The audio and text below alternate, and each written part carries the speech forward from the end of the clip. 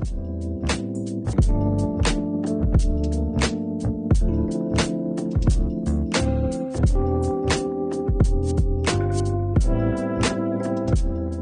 everyone, welcome to MyFamily Pod. I'm Nicola Bright, family lawyer at Myerson Solicitors, an all-service law firm based in Altrincham.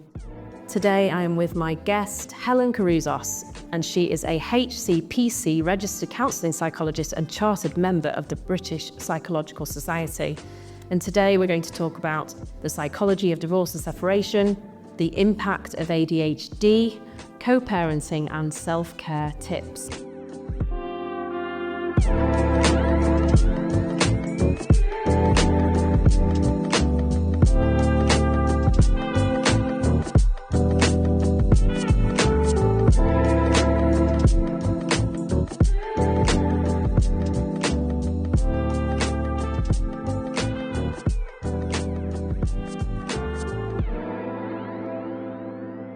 Welcome, Helen, to our podcast. Thank you, Nicola, and thanks for the introduction and the opportunity to be here today. No problem at all. First of all, for our listeners, I'd really like you to tell me a bit about your practice and the sorts of clients you work with who might be going through family separation and divorce. Okay, so a little bit about me. As you can probably tell, I'm from Australia and not America or Canada. So I've been a psychologist now for, I think I'm going to start showing my age, for about 27 years. I trained in Australia. I've been in England now for about 11 years. I've had my own private practice, as you said, in Altrincham, in Bowden specifically, and I've had my own business now for about 7 years. I primarily work with adults, but when I say adults, 16-ish, 17-ish and above. So I'm a child psychologist, so I primarily work with adults, as I said, and for various mental health issues. The most common reason why people come to see me is probably anxiety, depression, relationship issues, work issues, grief and loss, PTSD, OCD. So pretty much most of the sort of conditions or issues and concerns that people might have that is impacting their mental health. I strive to be more eclectic or integrated in my approach with my clients. So I don't have a one system fits all, one approach fits all client. So I really do tailor make my intervention according to client needs because everyone's unique and everyone's different, even if they are struggling with similar symptoms, everyone is still different because everyone's experiences are different and unique to them. I also work a lot in ADHD coaching. So I also see adults who've been recently diagnosed with ADHD. I can think of a few cases already that I've got on at the moment where there's children with ADHD, but also the parents. Who have been diagnosed in later life, and it can impact if we're helping the parent or the spouse with ADHD. It impacts on how, first of all, readily available they are, because they might not want to talk about difficult issues or try and use distraction techniques. This is what they tell me anyway. And also when we're trying to take instructions or explain difficult things to them, which legal documents are difficult to read for anyone, and if you can't focus for very long, they find it really difficult to provide instructions, and we have to take a really different approach with those people, with those clients. So is it something you found? Yes, that's exactly about those sort of problems. Okay, we're talking about legal documents here, but in my experience working with ADHD clients, it will be around problems concentrating and focusing, whether that's at work, particularly if they're in admin or any kind of job which requires procedures and a process where they have to read documents or maybe reply back to emails. So it is a common symptom that they will find it difficult to sit and process information and do what's required. Not because they don't want to, and this is the thing that really annoys me. It's not about laziness. No, it's in fact they're the most active people and determined people that you can ever meet, and often most successful. Yeah, exactly. So it's not about laziness, just a real struggle because of those deficiencies in the brain, the neurotransmitter or the brain chemicals, namely dopamine and norepinephrine, they find it difficult to do the sorts of things that perhaps you and I take for granted. So in that way, I provide the coaching, which is about providing strategies and techniques to help them come up with a system that works for them. So it may be that they don't go from A to B like a neurotypical person, but it might be they need to go from A to C and then come back to B. It doesn't matter what the method is. What matters is the outcome. And when you look at productivity, efficiency, outcome levels, if there's no difference, it doesn't matter how they get there. The point is they get there, and I think that's the difference. But where the frustration and the anger and the sadness and the anxiety comes in is when you've got these neurodiverse clients trying to fit in, or a non-linear brained person trying to fit into a linear brained world. It's not going to match sometimes. And a lot of the time it doesn't, So this is the thing. And I think workplaces are starting to come round to that. But I think we still have a long way to go. And I always say every workplace should at least have one ADHD person in it. Because if you need ideas, you go to an ADHD person because they're brilliant. So they're creative, usually above average intelligence. And at the same time, the concern is, well, they might not get to follow up. They might not, finish tasks. That's okay. But that's the whole point of being in a team, is to be able to work out, well, you're great at the ideas. How about we give that to Nicola to maybe follow up, And so everyone brings their strengths. Yeah. It's like you have the knowledge, but they're not necessarily the tools. Yes, yeah. And that's when coaching can help you use different tools. Yeah, exactly. When in actual fact, it's interesting when people come to see me for coaching, it's never just about the coaching. No. So I always say I actually offer a mix. So I come up with my own phrase, and what I do offer is therapeutic coaching.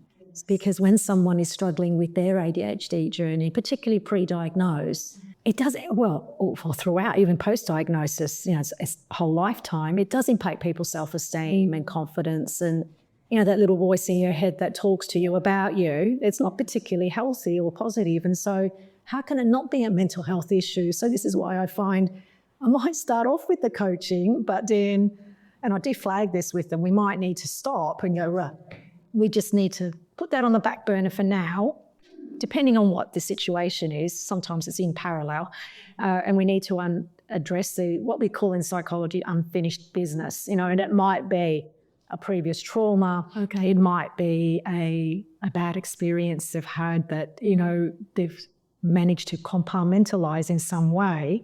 So, yeah, they've learned to cope, but they really haven't processed a lot of that trauma. The problem we saw is that impacts ADHD as well. So the problem we find with, particularly with separation and divorce proceedings, is if you're on the receiving end of phone news and perhaps you are not neurotypical and you may have mental health conditions undiagnosed or diagnosed, you're then dealing with the shock of someone telling you, I want to leave the marriage, and all the implications of that. Quite quickly then you may find yourself in a solicitor's office for the first time in your life, speaking to someone about really in-depth private issues, and a lot of divorce and financial work can be quite front-loaded. So within a matter of weeks, you could be presented with a divorce petition, a Form E, which is a very lengthy financial document, which you're sent away to complete. And if you have mental health issues or ADHD, perhaps that's going to be really difficult if you're on a tight time scale, set by the other side perhaps, because a family procedure can sometimes be quite unforgiving if you are dealing with particularly perhaps aggressive solicitors on the other side. And we're only, we're kind of in a position where we're only as good as the opponent, because we have to match them in some way. And if they want documents provided within so many days, we can try and calm down the inflammatory tone of correspondence, etc. But ultimately, if they're threatening with court proceedings, we have to respond to them. It's out of our control if they issue court proceedings. And this person has just had their whole world turned upside down in the matter of weeks. And it's those people that I think need support more than anyone, and therapy, and just to help with the shock. And I wanted to speak to you about that really, and how you deal with people who come to you because something's happened in their life, not because they think, oh, I think I need therapy. Actually, something really terrible's happened to them. And you're dealing with someone in a real state. Yeah. So do you see that often, Yes. where they come to you for the first time and they are just in shock and they've been told that their husband or wife's leaving them? Well, yeah, that happens. Although both divorcing partners are going through this stage, we need to keep in mind that the one who's decided to leave the marriage has had time, yes, to think about this. They've probably gone through all the natural ups and downs. It's gone through the process of indecision and what to do. So they've already thought about it. They've gone through some of the feelings, and it's gotten to a point they might have had an argument, and that's it. It's the straw that broke the camel's back. And for them, I'm not saying it's not difficult for them, because they too are going to go through all the emotional side of that. But so that's the leaver. But the leftee, if we can call that person, the one who's now receiving that news, yes, they're in shock. Even if they've both had disagreements, they both maybe have even discussed divorce or separation, or that this might, maybe we come to an end. Even with those conversations, it still comes as a shock, because there's a difference between talking about it and the reality sets in when the leaver actually leaves the house. Yes. And I think that's when it's reality, like I said, sets in and go, wow, this is actually happening. Oh my goodness, how did we get to this point? And that shock and denial, this can't be happening to me. So that phase can actually last a few weeks. Probably longer than time. Yes, sometimes even longer. And also what happens sometimes is that, I found this, is they have spoken about it. Yeah. Perhaps one of them's, the person telling the other person the bad news has already left. And then it's left for a while, sometimes weeks, sometimes months and years. And then they get a letter from a solicitor and it reopens it. And it's a new level of shock. It's like, oh, they really want to get theirs now. Yeah. And I see people sometimes years after separation, and they're just as upset as they tell me they're just as upset as they were before, because they've had this letter to say, I'm issuing divorce proceedings. It's a nail in the coffin, and they are devastated all over again. All over again. It's real, because maybe they've developed a way to, using that word again, compartmentalize it. Because if they don't have to deal with it, if they don't have to sign anything, do anything, then it's off the table. It's not happening. So it is a denial, isn't it? It's like, it's not happening because I'm not doing anything. And of course, when it gets triggered again, it might be a letter, it might be something that's just popped up. And this is where we can go through, and you might have heard the 5 stages of grief and loss, because can be similar to that. This is when, yes, the sadness starts to creep back in again. You might even get some anger around that. I don't know if you've seen clients that way, but when they're stuck in that anger stage, it's like, this is not fair, this shouldn't be happening. Last a long time. Yeah, and this is where they might not be particularly compliant or cooperative with whatever legal proceedings might be required. They want to be instructed. It's really hard for us to try and keep them calm and on a level, and we're here to help them legally. And often, some days I come home and think, oh, I felt like a social worker today, but it's just part of the job, and you have to be compassionate and considerate to people at any stage of that cycle.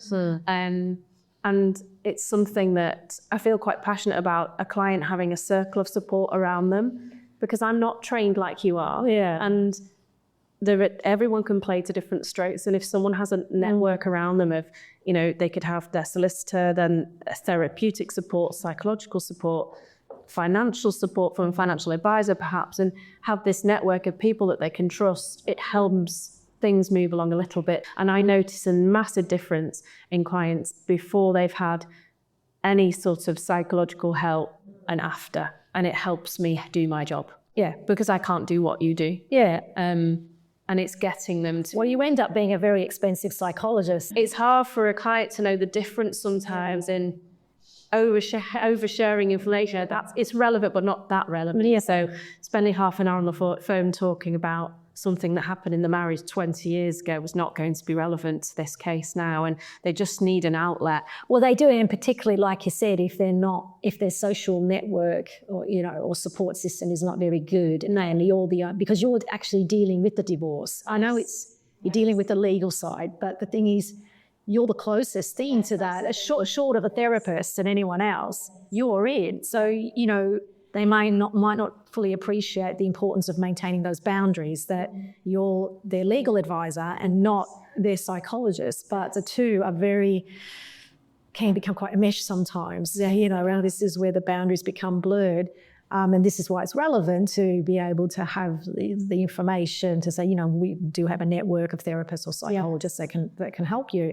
Otherwise, you are not only, because doing what you do as a family lawyer, your work is already tough.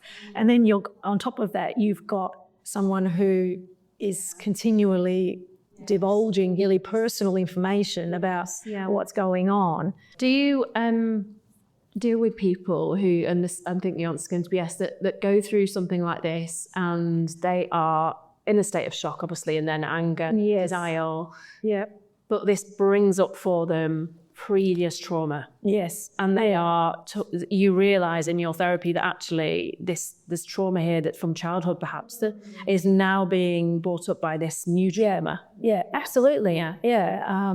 A lot of the time, because this reminds them of what it might have felt or how it did feel once upon a time when someone left them. It might be maybe their parents divorced. Yes. Yeah. So maybe that wasn't particularly amicable, perhaps. Maybe that was quite disruptive, and maybe there was a lot of arguing going on and, lots of emotions and, them witnessing a lot of the struggle that their parents might have had. So if that is something that's unresolved or hadn't been addressed and they just carried on and just, sometimes it plays out in their relationships too. So the divorce might be indicative of relationship patterns, particularly if the earlier trauma hadn't been addressed, So what ends up happening potentially is a repeat of certain behaviours that impact relationships. That's an interesting point, actually. Yeah, not always, because sometimes it's the fact that they have gone through a particularly bad divorce with their own parents that they've been able to learn from that, and they can go, right, okay, how do I navigate this differently? That's different because that's about awareness and having that insight. But ordinarily, people a lot of the time just repeat those same patterns. With repeating patterns, can you help couples who are not thinking about divorce but really want to work on their marriage? Can you work with them together? Absolutely. Actually came up yesterday. Did it? Yeah, so yesterday I was seeing someone I was seeing the husband on a one-to-one for his ADHD. Interesting we're talking about that. And of course with ADHD, when people are struggling to manage that can impact relationships in a really big way. And this one clearly did. And so what I did was I invited the wife in, into one of our sessions just to get her input about the impact that his ADHD. It wasn't about blame and it wasn't about right, wrong. It was about, where are the struggles and where are the pockets for improvement here? Because yes, like I previously said, they were talking about divorce. Yeah, they were pretty much keeping to themselves in separate bedrooms. Okay. And they had talked about it. But then what we were able to, this is the rewarding part of my job, is, okay, so what do you really want to do here, guys? Yeah. How do you feel about each other? Is there enough invested in this relationship to want to try and do things differently? And they both said yes. Oh, brilliant. I thought, right, well, that's a great starting point because now you've got buy-in. So if you've got buy-in, then that's going to make all the difference, isn't it? And so then we all came up and all agreed that, I won't go into details, but, say Sarah was going to concentrate on this aspect of her problematic behaviour and the husband was going, Arthur was going to concentrate on this, so they had, some I guess, marital homework to do until we see each other for next time, So, and that was, fully met with determination and a willingness and, we can do this. We can make this work. Can you do that? Yeah. That came about because we were able to backtrack a bit with each other, with the both of them. Go, okay, well, you do that because of this. I'm not saying it's right or wrong, but we can understand why you reacted this way when Sarah behaves like this. That's why Arthur gets defensive, okay? And Sarah gets defensive when Arthur does that, So, yeah. See each other. Exactly. And so just having that open conversation about... Have those conversations without someone telling Yeah, exactly. what might be the problem. So what we're able to do is come up with a very safe and boundaried conversation of action. Yeah. And so, I do that. And that can work really well. Of course, not everyone's the same. No, we'll see people. We don't see couples together, obviously. We're not meant to do that. We see individuals who are thinking, or we speak to them about getting divorced. And one of the things we have to tell the court when we issue divorce proceedings is, have we spoken to them about marriage guidance counselling? Yeah, okay. And you tick yes or no. And so we always say if anyone's on the fence about if they've not already left or there's not any trauma within the relationship and they're a bit on the fence about whether to separate, we will send them off to someone like you to have some therapeutic support and counselling through this problem. And most of the time, because they're not actually committed to getting divorced, we don't hear back from them, which is great.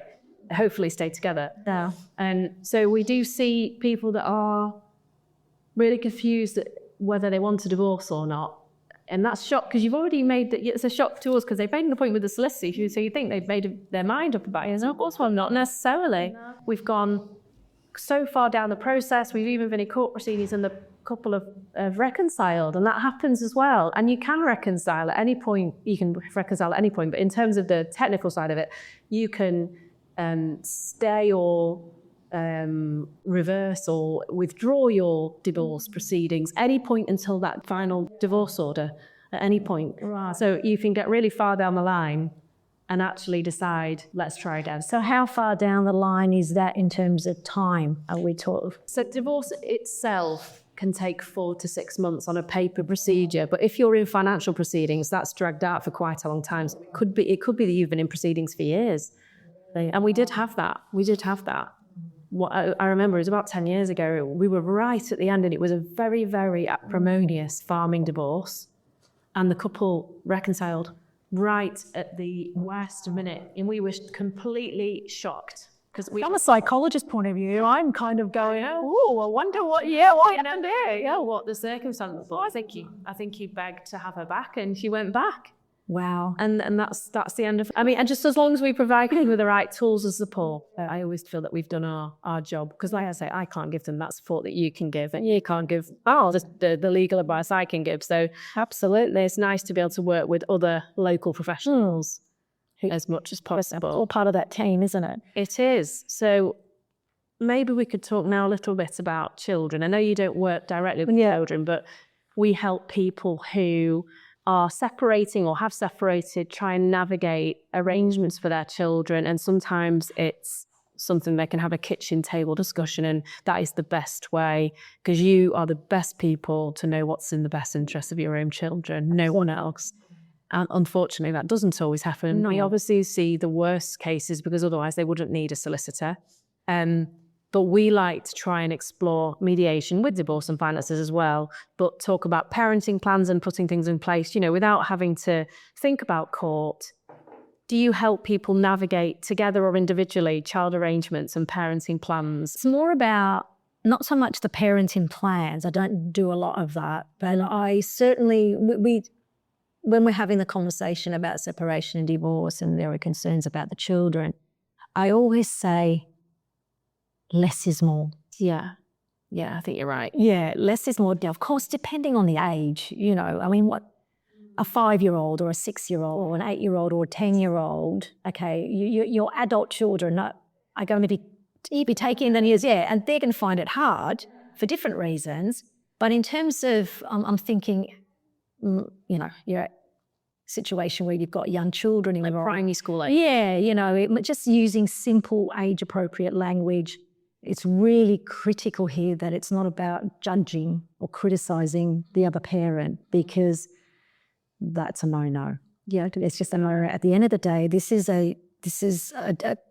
about two people who can't live together anymore. Yeah, okay? They don't need to know. And they don't need to know why. At some point, maybe along the line, that it might reveal itself. That's a separate matter. But right now, less is more. So using age-appropriate language, not criticising or judging the other person, because what is a 7 or 8 year old going to understand? They don't have the sophisticated thinking systems of an adult. So all they know is they love mummy and daddy, and why are mummy and daddy not together? And what does this mean for me? And so really communicating that, mummy and daddy still love you. This has got nothing to do with you. This is something that mummy and daddy need to do. Mummy and daddy still care for each other. Let's put that one in, because the reason why divorce is so emotionally difficult is because you once loved this person, or maybe still do. Yeah. You might not be in love with them.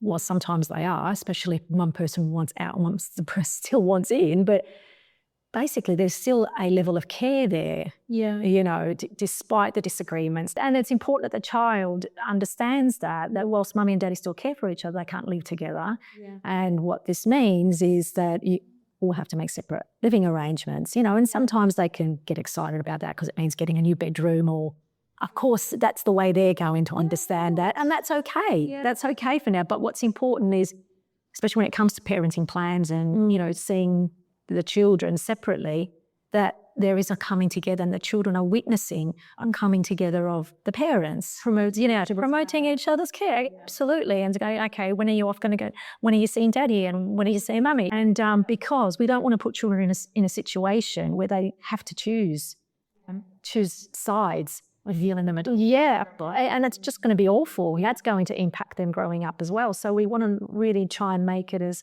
seamless as possible. It's going to be hard, and they will see moments when, mum and dad are having a private cry, and, those things are normal, and that's okay. When they see that, it's good, look, mummy's just having a cry, it's okay sometimes, and we're just missing daddy, and I know that it can sound confusing, but as long as you're very clear that whilst they care for each other and they love the child, it's just become difficult in that way, and that they need to live apart. And it's okay that we say that. Yeah. One thing, some of the very experienced family judges actually in Manchester who sit on these types of cases, and obviously to get to that point, things have not been easy. Yeah. But I always remember one judge, I used to be in court quite a lot when I was first qualified, because legal aid was still available. So solicitors were doing a lot of their own hearings, and that was the norm. And I was in court nearly every day. And I remember this one judge in Manchester who, and I won't name names, who always said at the end of the case to both parents, and he spoke to them directly, he always said, just remember, one day you used to love each other and you loved these children. Every time we had every hearing, doesn't matter what stage, totally, and it just grew on together a bit. And it was, the judge that sat on those cases, it would often settle without the need for a final hearing. But as he used to face things like that, and little snippets and nuggets of information, it really helped the parent. It doesn't have to be difficult. No, it's simple language. Yeah, it doesn't have to be difficult. It gets difficult if you. It's what you make of the situation. We've always got choices, and let's face it, no one ever gets married to get divorced. I know.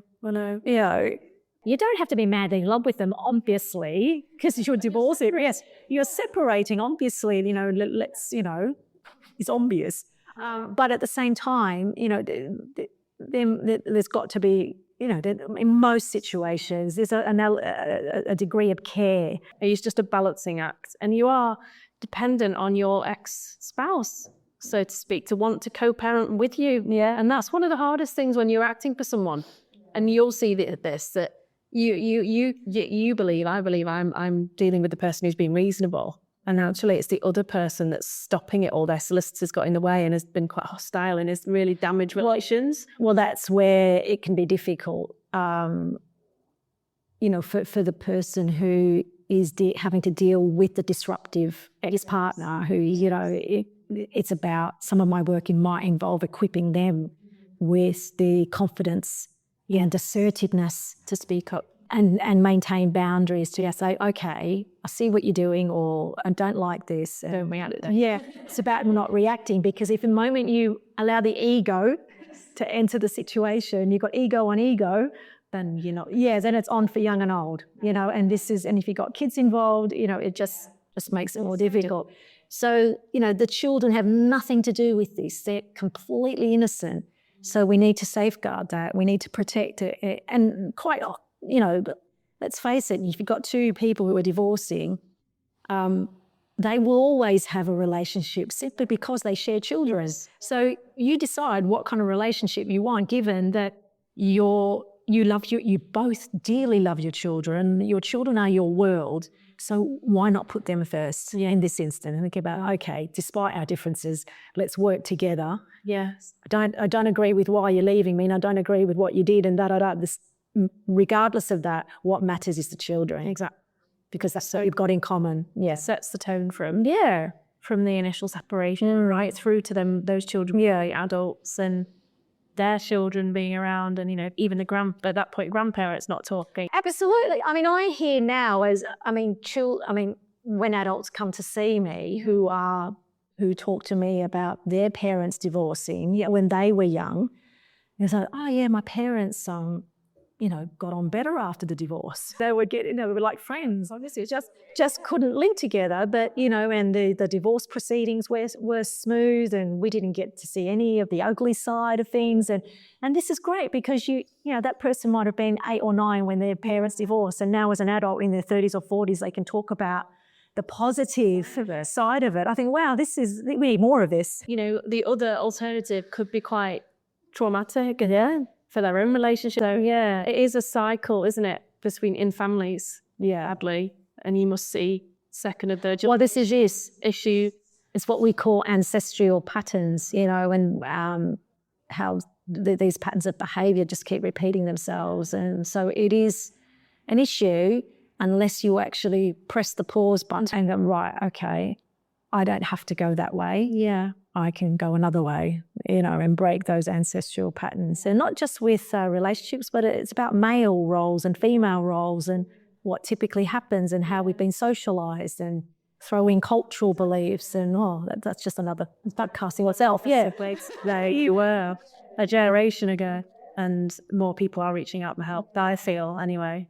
Yeah. Overall, and there was lots of work to be done, but I feel that more people are reaching out, either in relationships or perhaps in a co-parenting situation, and want to break the cycle. So that was really positive that we've seen more of. Great. Absolutely. So I think we've covered quite a lot there. Is there anything else that you want to ask or talk about? Just from a self-care point of view, I think it's important to recognise and appreciate that separating and divorcing is psychologically, emotionally, a difficult thing to do, even in the best of times.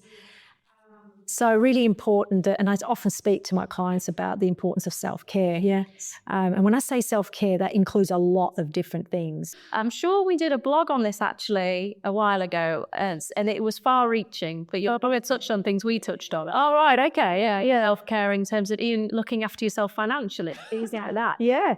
Or getting a financial advisor, as on a mark tip. Yeah, or maybe a nutritionist if your diet's, So self-care includes having a regular sleep routine. There are highly tumultuous times here. You might be finding you're staying up late and then struggling to get up in the morning. Really important that you maintain a normal routine. So go to bed at a normal time, getting up at the usual time. Hydration. I know these are very simple things, but you'd be amazed when people forget to drink water. Or even forget to eat, because so many things are happening around him. They're having to get back to you or get back to the ex, or, all these appointments, or look for a new apartment or look for new schools for their children. There's a lot to do. So really important that you maintain your self-care. So that includes, regular sleep routine, hydration, diet, exercise, huge. I mean, who doesn't know that there's a relationship between exercise and mental health? We all know this, and it works. So even if you're not into the whole gym scene, even just going for walks, making sure you're getting some fresh air, or there might be a hobby or an interest, or you might decide to take up a Spanish class. Who cares? Just so anything that's good for you, whatever feeling good looks like, do. Maybe 5-10 minutes a day journaling. Yeah. Maybe even writing a grateful list. What are you grateful for? Yes, I understand you're divorcing, but you're grateful for your children. You're grateful for other family members, your friends, your job. What's positive? What's really going well in your life that's worth celebrating? I know it's hard, but there's still a life to live, even whilst you're separating and divorcing. You still got a life to live. Exactly. Don't forget that. Yeah. So I think that's really important. Knowing your personal rights, things like we all have 25, the right to live happily, the right to say no. Yeah. And that might be particularly important when it comes to a very demanding ex-partner. Completely. Yeah. Or the right to say, I don't know, or the right to express your thoughts and feelings. So we all have rights, but because of our experiences and our conditioning and our own narrative, if everyone did that, world will be a better place, wouldn't it? And I think more marriages would survive if you're at number 1/3. Exactly. And see, this is the thing people confuse, and I get clients who say this to me. They say, but isn't looking after me selfish? No, it's helping the rest of your family. No, because the more you look after you, the more you've got to give. The less you give to yourself, the less you've got to give. Selfish is when, nearly swore then, selfish is when you don't care about anyone else and all you care about is yourself. Completely. Yeah, that's different, right? Okay, looking after yourself means, and especially if you're the type of person that's very generous with their time and energy, and if giving is so important to you, well, even more important why you need to keep that tank full. A bit like petrol in the car. You need to keep topping up, otherwise the car's going to say, can't take you anywhere, can't do anything, sorry, it's a shutdown. I know you want to go somewhere, I know you want to do something, but you can't because you haven't looked after me. You haven't put petrol in the tank. You haven't put time and energy in the tank. And being around positive people too. Don't be around people who bring you down. Yes, that's still a problem. But look, as can naturally happen, and I'm sure you heard of this, people then, family and friends start taking sides, don't they? And that can happen. So, but that's okay. You don't have to be around people that bring you down that way. Be around positive people, people who inspire you, who motivate you, who listen without judgment. Because the last thing you need is someone to judge you. That's probably a good note to end on. Self-care, probably the most important thing when you're going through anything traumatic, in any event. There's also, in any event, meditation and breathing and absolutely all of those things that therapists can help as well in terms of coming up with a self-care plan. Of course, big thing too, really big thing before we go is to monitor social media exposure. Absolutely. Especially when you're going through those emotional turmoils. Yeah. My advice to clients is remove the app. Don't need to necessarily remove yourself, but just remove the app to stop you from automatically going on Instagram, Facebook, LinkedIn to see what they're up to. Because essentially that's what it's, or not just seeing what they're up to, it gets a bit of competition in terms of, well, I'm out with the kids today, I've taken them on an excellent day out, and the next day he'll do the same, and it's like a war every day on competition or things. Yeah, that needs to stop. That feeds into lots of jealousy and feeling not worthy, and it's just the sooner those apps are off your phone, the better. Self-care is really important. It is. Thanks so much for coming in, Helen. See you next time. See you later. Bye. Thank you everyone for listening, and we hope you found today's podcast informative and useful. If you'd like to reach out to Helen or the family team here at Myerson, please see our contact details in the description.